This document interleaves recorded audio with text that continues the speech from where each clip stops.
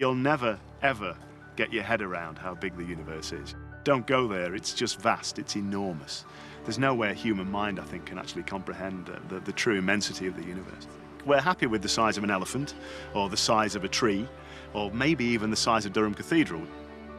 But I think if we go beyond that, then our brains just start to run out of gas. It may be difficult for our brains to comprehend, but that hasn't stopped astronomers endeavouring to measure the distance to the stars. One technique is to use a phenomenon called parallax. Everybody can actually experience parallax for themselves. If you hold your thumb up and close one eye, you can see that your thumb appears to be in a certain position relative to something behind your thumb. But then if you open that eye and close the other eye, you'll see your thumb appears to move relative to the object behind. The same thing happens when we look at the stars. When we look at a relatively nearby star from the Earth, it appears in a certain position relative to the other background stars. 6 months later, when the Earth is on the opposite side of the Sun, the same star will appear in a different position relative to the background. Like opening and closing one eye then the other, the star appears to move, and by measuring this apparent movement, we can calculate the true position of the star. An alternative method of measurement is to use certain stars in the sky known as standard candles. We know exactly how brightly they shine. If we can therefore measure how bright they appear to us on Earth, we can calculate how far away they are. The dimmer they appear, the further they are from the Earth.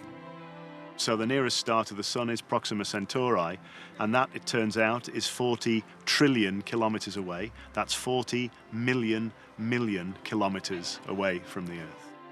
Such numbers start to become incomprehensible, and that's why astronomers have adopted an alternative unit of measurement for such vast distances, the light year.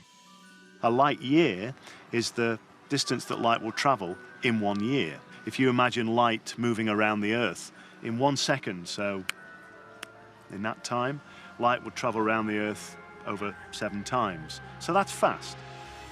The speed of light is 300,000 kilometres a second. So 1 light year is about 9 million kilometres. The speed of light also leads to a curious consequence when we stare at the stars.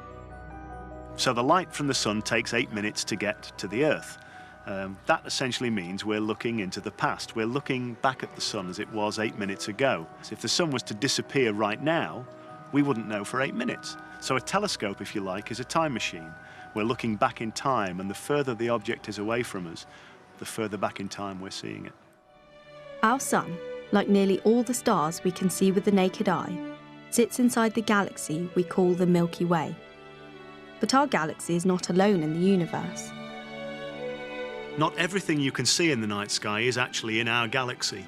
It turns out that some of those faint dots are in fact other galaxies. The furthest object you can see actually with the unaided eye is another galaxy called Andromeda. The light from that galaxy has taken something like 2.25 million years to get to the Earth.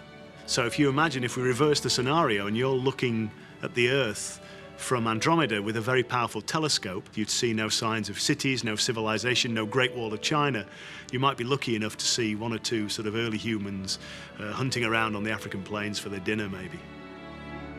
Astronomers have always wanted to see further, using bigger and better telescopes to try and find out just how many other galaxies are out there.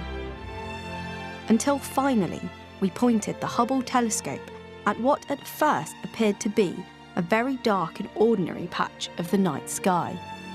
If you imagine holding up your finger with a grain of sand on it and looking at the patch of sky that grain of sand blocks out, that's the field that the telescope zoomed in onto. And what the telescope saw was incredible. Every single speck of light in this photo is a galaxy. 10,000 galaxies in a patch of sky the size of a grain of sand held at arm's length. If this tiny patch of sky is like every other, then we can calculate how many galaxies are out there. The visible universe contains around 100 billion galaxies. Each one of those galaxies contains around about 100 billion stars. That means the visible universe contains something like 10,000 million stars. That means there are more stars in the visible universe than there are grains of sand on the Earth. The light from some of these most distant galaxies has taken around 13 billion years to get here. That's light travelling at 300,000 kilometres a second. The visible universe stretches around 13 billion light-years from the Earth. So we've said the universe is big. I'm going to try and give you some idea how big. Imagine the Earth as a grain of sand. If that was the case, then our solar system, out to the orbit of the planet Neptune, would be as big as Durham Cathedral. So now let's imagine we take our solar system and we shrink it down to the size of this grain of sand. Then our galaxy, the Milky Way, would be 1,000 times bigger than this cathedral. So now we take the Milky Way galaxy and shrink it down to the size of the grain of sand. The cathedral would be the entire visible universe. The universe is big. It's really big.